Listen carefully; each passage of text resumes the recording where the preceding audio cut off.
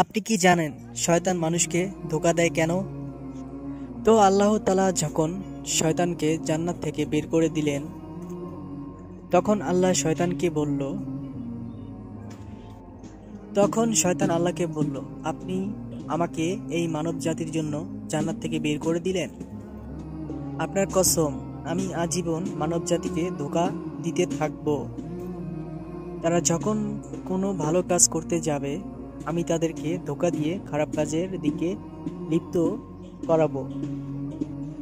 এইভাবে আমি তাদেরকে আপনার কাছ থেকে দূরে সরে নিয়ে যাব এবং তাদেরকে জাহান্নামী বানাবো।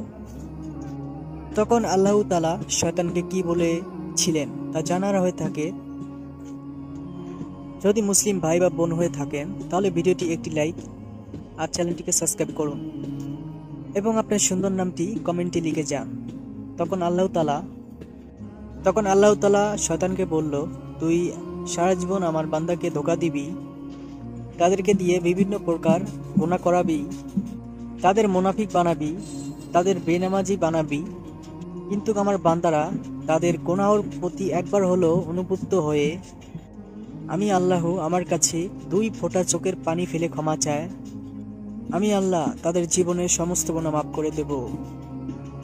আশা করি ভিডিওটি কেমন লাগলো তা কমেন্টে জানাবেন এবং ইসলামিক চ্যানেলটি সাবস্ক্রাইব করে আমাদের সঙ্গে থাকুন। ভিডিওটি একটি লাইক, একটি শেয়ার করতে ভুলবেন না। আল্লাহ হাফেজ। নেক্সট ভিডিওতে আবার দেখা হবে।